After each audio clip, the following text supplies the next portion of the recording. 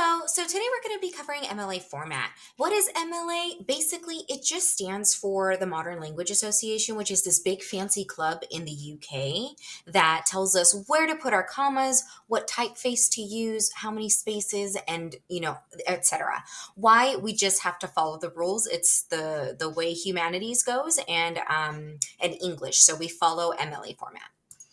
Alrighty, so the general format is basically just Times New Roman typeface, 12-point font, should be double spaced evenly throughout the entire document. We want to make sure that there's no extra spaces in between like paragraphs or anything like that. So your MLA header is going to consist of your name, your professor's name. Now, the professor name, we want to make sure that we're addressing them by title. For me, in this class, you are more than welcome to address me by Christine, my first name. I'm very informal, that's fine. Now, on paper, however, I will correct you I'll say, hey, it's professor, excuse me, right? Not because I need you to call me professor, but because I don't want you to offend anyone in the future, right? So whenever I teach MLA, I kind of say it like, I'm saving you from the assholes of the future. We don't want to offend anyone. We don't want anyone to get persnickety and then, like just already have an attitude towards your essay because you address them incorrectly. So it'll be your name, Professor Garavito, your professor's name, the title of the class, ours is English 101, and then the due date. So your first essay is going to be due March 6th, except the date is in the format of the UK. So we do 6 space March space 2022. It's a little different, but we have to follow the format because that's what MLA requires. And then we're going to have 1-inch margins on all sides of the document. This also includes in-text citations and a works cited page, which we will be covering as well.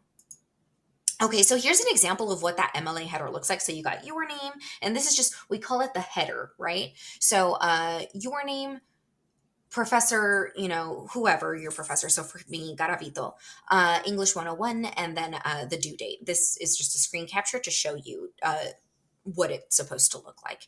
And then we've got our page number in the upper right hand corner, and we have a title centered right there in the middle.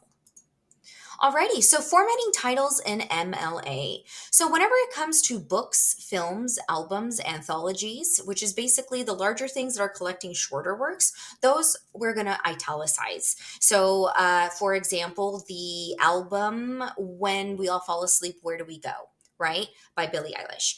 That is a larger album encompassing several songs. So the larger piece is going to be in italics. Now, the shorter piece, so we got short stories, essays, journal articles, songs, poems, all of those are going to go in quotation marks instead around the titles. So while the album, When We All Fall Asleep, Where Do We Go, would be in italics, the song, Zanny, for example, would be in quotation marks. So the smaller piece is always going to go in quotation marks. The larger piece is always going to go in italics. So for example, when we're formatting for essay 1, we want to format the titles exactly as indicated below. So we are watching the series Modern Love. So that's the larger piece, right? So we're going to go ahead and italicize that.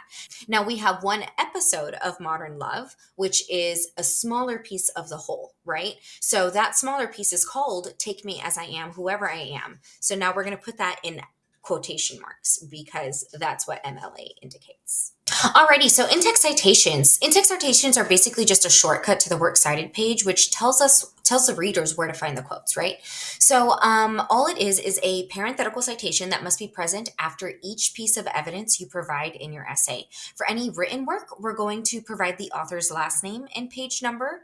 So it'll be quote, and then in parentheses, the author's last name, space, and then the number of the page. For any film, we're going to provide the title of that work. So we're going to go ahead and quote, and then for example, for this episode that we're watching, we're going to do parentheses, quote, Take Me As I Am, Whoever I Am. Why is it in quotes? Because that's what MLA requires for episodes, right? Alrighty, and then we must include an in-text citation at the end of each piece of evidence presented, including direct quotes and paraphrasing. So let me go ahead and show you an example of that. So direct quotes, we're basically just quoting the text exactly as it is presented. It must include the quotation marks before and after the quote provided because we are saying, and I quote, right? Word for word. Now, Paraphrasing, on the other hand, is just a brief summary of what's happening in the work. It does not include quotation marks, but it still counts as a piece of evidence. Now, as I said in my previous video, we have signal phrases for direct quotes, but no signal phrases for paraphrasing. So let me just go ahead and show you. I'm going to toggle back and forth to go ahead and show you the difference between the two. So, for example, Lexi says, quote, but there is a little yellow pill I'm very fond of, and a pale blue one, and some pretty pink capsules, and a handful of other colors that have turned my life around. I have moods, but they don't send me spinning into an alternate persona. Okay, so that's the direct quote. Whereas the paraphrase of that would be Lexi describes the various colors of pills she has tried to take that helped even out her moods, which only now occasionally disrupt her life as opposed to the daily struggles she used to face with her bipolar disorder. Now, another example is Lexi thinks to herself, and there it is, the silence, the sickening silence of another man walking out of my life before getting past the porch door, a silence of my own making. The paraphrase of that would be after Jeff stops knocking on her door, Lexi describes the silence that follows as yet another prospective man walks out of her life. So both are good. Both are viable pieces of evidence. Now, they just each give a little something different, right? So, if we want specific tone, if we want to do close readings of the quote themselves, I would strongly recommend doing a direct quote. Direct quote, you could probably pull a lot more from, but paraphrasing gives you a lot more room in terms of, for example, if you want to describe like the ice cream scene. So they're sitting under waffle coned windows or something, and you want to like describe how it's zooming in silence. Like you can describe that via paraphrase because there's no dialogue to quote from, right?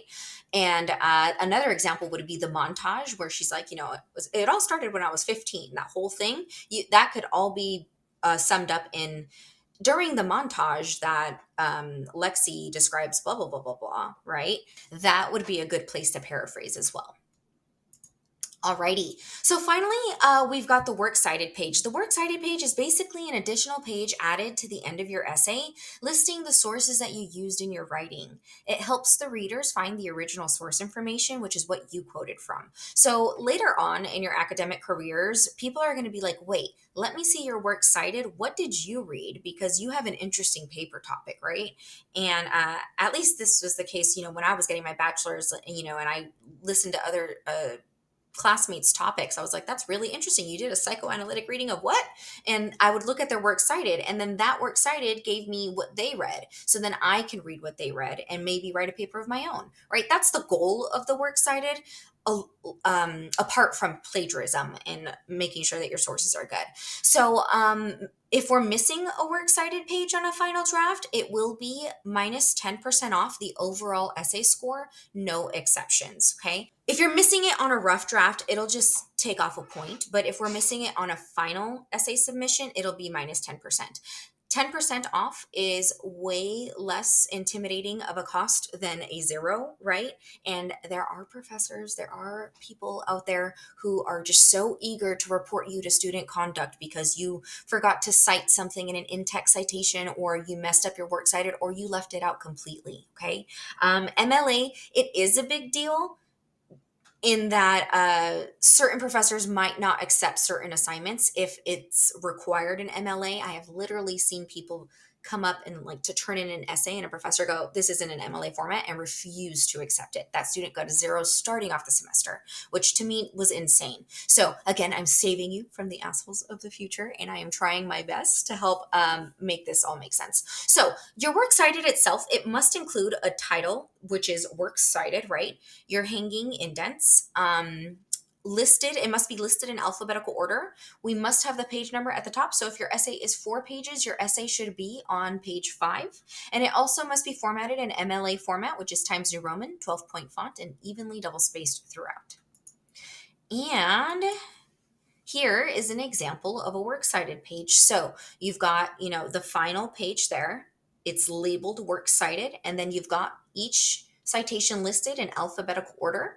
And you've got a hanging indent, which basically just means that there is a space, there's a little gap in between each citation to indicate, hey, this is a new citation. So on the left-hand side, the very first word that we see here, we're going to understand that this is a new citation. If you have any questions regarding this content, please don't hesitate to reach out. Otherwise, please look at the resources that I provided on the MLA format page that I've created for you. You've got an example PDF there. You've got a bunch of other resources there. Alrighty, let me know if you have questions. Good luck.